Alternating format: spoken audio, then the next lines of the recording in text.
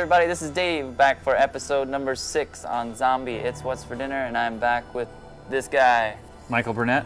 And today we're looking at costumes. Fun stuff. You've seen us do some of the makeup, mix some of the blood, look for locations. Now we're only a week away from shooting and we have naked zombies, so we need to get them covered up. So we're going to show you how we make a zombie. Over here you see a nice big pile of clothes, and Dave was so nice to go down to the secondhand store. If you want to do something like this for a Halloween costume, inexpensive way to go. So basically a zombie can be anything from freshly dead to the point where their body parts are falling off. So we will have a variety of clothes. One of the things that's going to show that is going to be the distressing of the clothes. So here we have an example of a finished zombie. This is more of a guy that's been dead for a while, more of somebody who dug himself out of the ground. He's got some moss and grass and stuff stuck on it. But this started out as a fairly decent coat, and then we took our handy razor knife. Safety first, man. That was near my face. I wasn't close. And slash it up. With this guy here, as you can see the edges, we roughed it up, took sandpaper, rasps, actually dragged it behind a car out in the dirt, because that's the one thing a zombie's been digging through the ground. He's been rolling around in the mud and whatever, so you can actually do that to give it that really realistic distressed look. So the other thing we do is we want it to look dirty and grimy, but we don't want to look like we just splashed paint. So like this here, and we just used a black paint, there's a few stains you can see, like in the armpit, different places where you might get a stain, but you can see how it looks kind of faded. So I'm going to show you how we do that.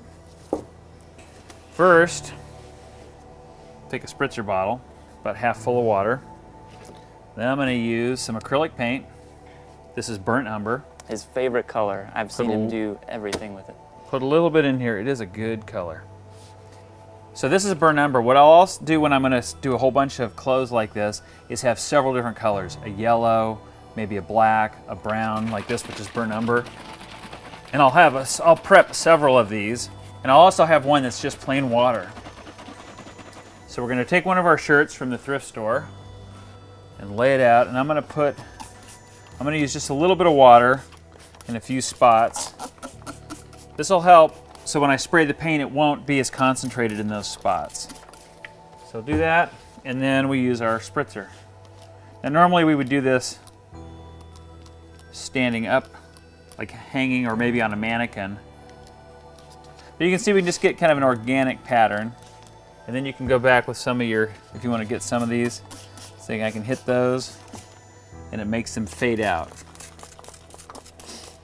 Now, is there an actual technique to this, or can I just go buy some paint and just start throwing it on there and whatever happens, happens? Not necessarily. Now, of course, I'm doing this really quick for a demo, and so it has a little bit of just kind of a spattered look. You want it to look organic. You want to think about where it would get dirty. You know, if it was a person who was a construction worker who got killed, you know, and then turned into a zombie, and maybe he was digging a ditch prior to that, he's going to have sweat stains. He's going to have, you know, stains down on his shirt. Think about what it looked like, and then again, we're doing this flat, but you know, we would hang it up and do that so that all the, you know, it looks natural, and that's what we'll do for the rest of our zombies.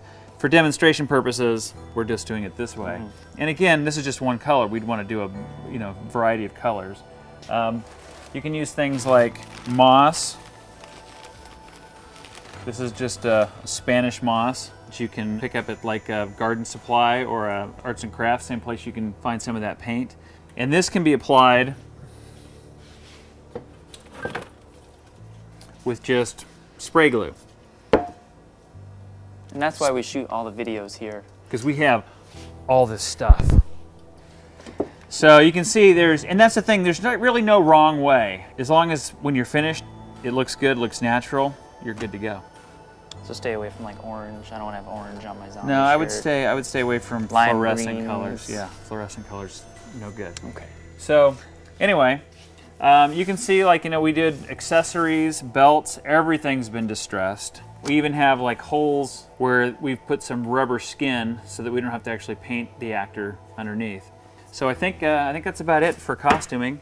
All right, so I think that's the end of pre-production as well, once these get finished. Oh yeah, I can't wait to see these zombies coming to life. Yeah. So the next time we see you guys, it'll be on set for Zombie. It's What's for Dinner. See you then. Ah!